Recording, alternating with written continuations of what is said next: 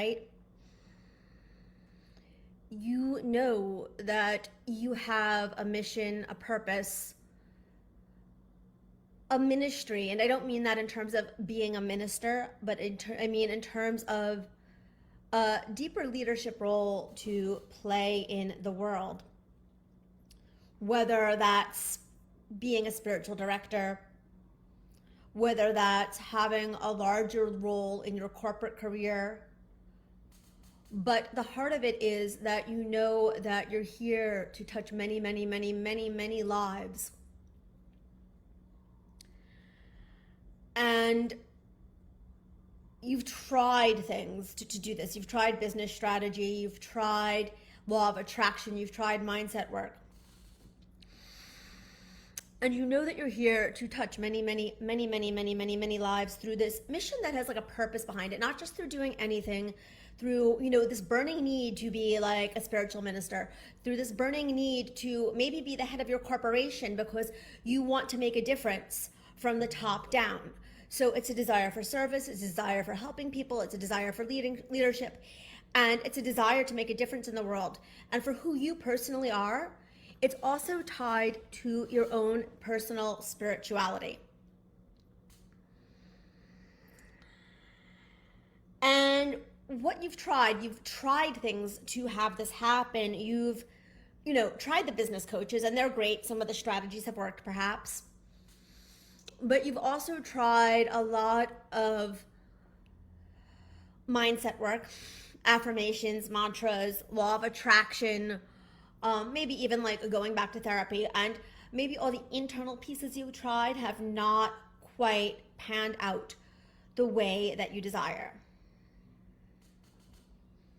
And there's a reason for this. The reason for this is that creation happens from yes, the like, I'm going to call it in space. It absolutely happens from that. It absolutely does happen from saying, I'm calling in, a sold out program now, or whatever the affirmations are. It does work from that space. But creation also pulls from two other spaces. It also pulls from owning, integrating, claiming the aspects of ourselves that we've repressed or pushed aside. And it comes from claiming, integrating, reclaiming our connection to God. So anything that you're doing with strategy is valid. Anything that you're doing with affirmations is valid. But there's these two other sources. And I'm going to say that most of us forget to work with them, right? Because culturally we're told don't look at the inner bad girl. And I'm using the term bad girl loosely because that's the name of the event coming up. But don't look at the inner bad girl. And we're also taught that spirituality either A, doesn't matter, or B, belongs only inside of organized religion. But the thing is this. We know what you want because you're here live or you're here on the replay. But that it's like the invoking it, right? I'm just talking out loud. I don't have a script for this. This is an intro to a free event. That calling it down into form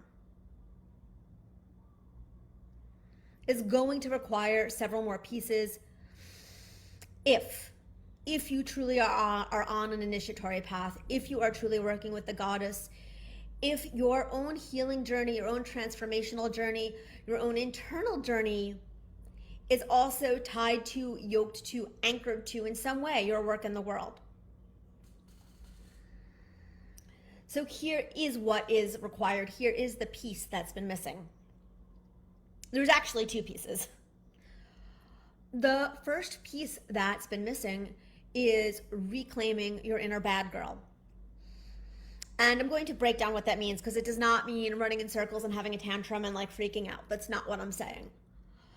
But the first part of it is this. All of us have a part of ourselves that we don't want to look at. And that part actually encompasses two things. It encompasses emotional shit we have to integrate, past trauma, limiting beliefs. It also encompasses our deepest power.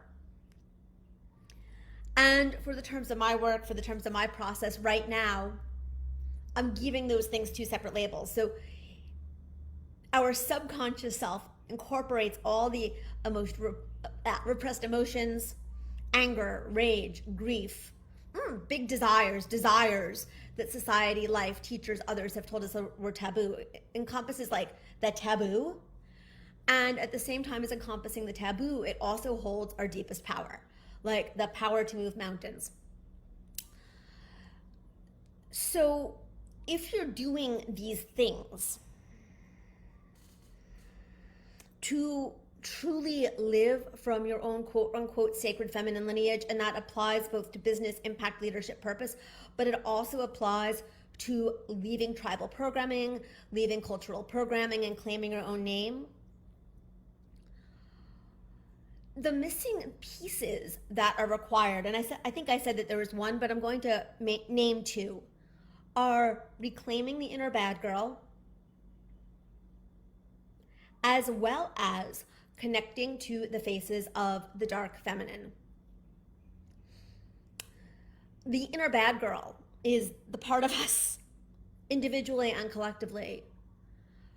The inner bad girl is the part of us that holds the rage, the shame, the grief. It's also the part of us that holds other forms of quote unquote taboo.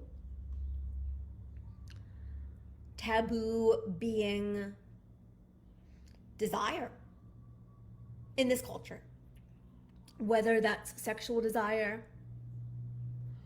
or financial desires that have been shamed or shut down or you've been told not to have, or even any sort of desire that, lies outside of quote unquote culturally acceptable. And the other part of this is deepening the individual connection, your individual connection to the dark feminine. And what that means is, on a somatic and embodied level, it's about reclaiming personal power. And then there's a larger spiritual piece that goes beyond even that. So if you've been using things like law of attraction, and I'm talking about in your transformational process, not from a strategic business standpoint, if you've been using things like law of attraction, if you've been using things like mantras, if you've been using things like meditation, if you've been using things even like, say, talk therapy, affirmations, and you haven't been having the emotional, the spiritual, the psychological breakthroughs that you desire, it's very, very likely because you have not been working with these two key pieces.